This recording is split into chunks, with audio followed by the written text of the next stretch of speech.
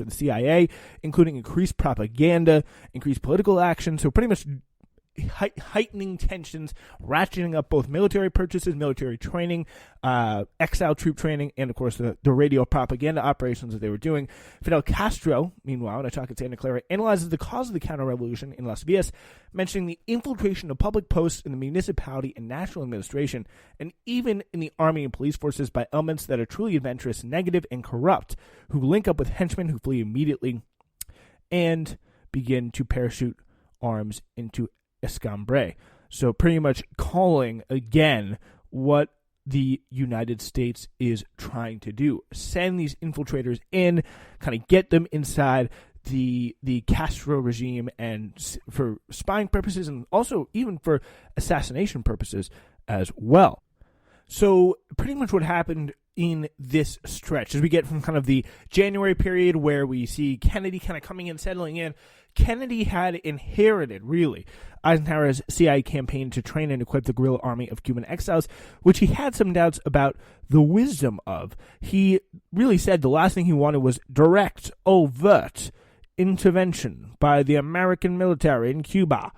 The Soviets would likely see this as an act of war and might retaliate because, of course, they now had their fingers out more than ever in Cuba. We saw the arisal of that time of these oil refineries that Fidel had nationalized to refine that Soviet oil. So they were really establishing kind of economic ties along ideological lines and really forming that kind of contrary axis of kind of communist powers that really wasn't nearly as effective as someone like NATO, but it was definitely a threat, a big-time threat, in the eyes of chief intelligence officers in the United States. The CIA officers, though, meanwhile, told them they could keep the U.S. involvement in the invasion a secret, and if all went according to plan, they would spark an anti-Castro uprising on the island. That's really what they were banking on. They just kind of assumed that and really knew that and didn't really let on to Kennedy, which is the big problem here, that they would be able to spark an uprising that the people would, to quote David from the Iraq War, view them as liberators. Or that, I believe that's Donald Rumsfeld. Oh, Dick Cheney, my bad. I apologize there. So yeah, he said that about the American invasion of Saddam Hussein in Iraq. But that is a whole nother thing worth getting into. However, the uprising would really not come. But let's talk about why this really didn't work. The first part of the plan was to destroy Castro's tiny air force, making it impossible for his military to resist the invaders. On April 15, 1961, a group of Cuban exiles took off from Nicaragua in a squadron of American B-26 bombers painted to look like stolen Cuban planes and conducted a strike on Cuban airfields. It turned out, though, that Castro and his advisors knew about the raid and had moved the planes out of harm's way. Frustrated, Kennedy had begun to suspect the plan the CIA had promised would be both they assured him would be both, quote, clandestine and successful, might be in fact too large to be clandestine and too small to be successful. But it was too late to apply the brakes. On April 17th, the Cuban Exile Brigade began its invasion on an isolated spot on the island's southern shore, known as the Bay of Pigs. Almost immediately, the invasion was a disaster. And as some of those planes came in, people on the ground didn't know that these planes were falsely painted as Cuban planes. They thought they were actually Cuban planes, so they ended up shooting down their own air support. The CIA really wanted to keep this a secret for as long as possible, but a radio station on the beach, which the agency's reconnaissance team had failed to spot, broadcast every detail of the operation to listeners across Cuba. Unexpected coral reefs sank some of the exile ships as they pulled into the shore. Backup paratroopers landed in the wrong beach. Before long, Castro's troops had pinned the invaders on the beach. The exiles surrendered and were taken really after less than a day of fighting, and over 1,100 people were taken prisoner. According to many historians, the CIA and the Cuban Exile Brigade believed that President Kennedy would eventually allow the American military to intervene in Cuba on their behalf. They wanted to at least, and that's why many people believe the CIA, who at that time especially did not miss planned this so unbelievably poorly. They thought that Kennedy would eventually swallow the hook that the Bay of Pigs invasion had meant to be, take the bait, go for the full military invasion. But he never did. And some people might say that was what led to his demise.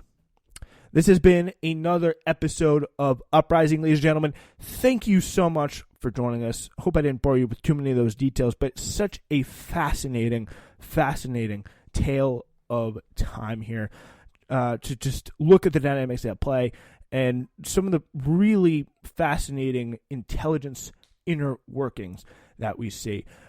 Kennedy, after this, said, really, I think memorably, he said that he wanted to splinter the CIA and scatter it into 1,000 pieces in the wind. He was furious.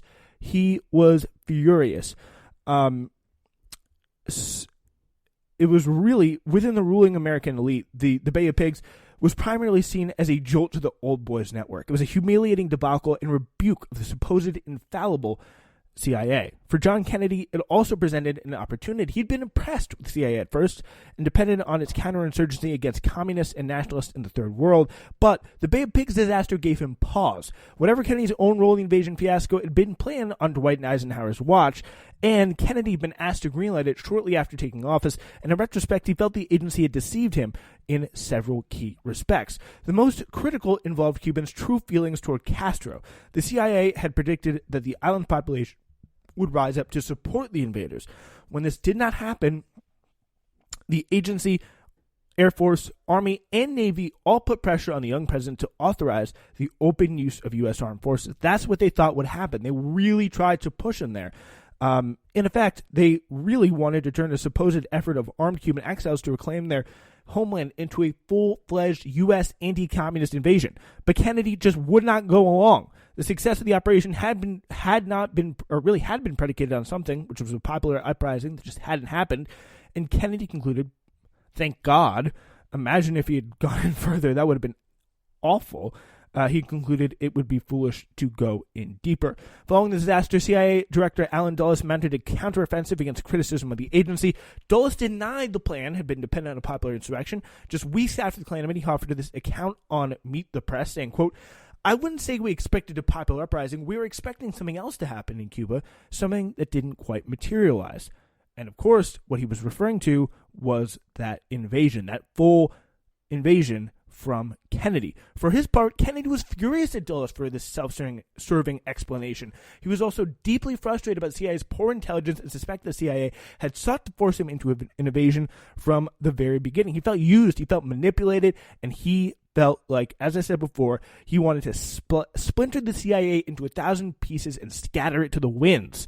Within weeks of the invasion disaster, Washington was speculating on Dulles' departure, and by autumn he was gone, along with his lieutenants Charles Cabell and Richard Bissell. But in the end, it would not be the CIA who again won that battle.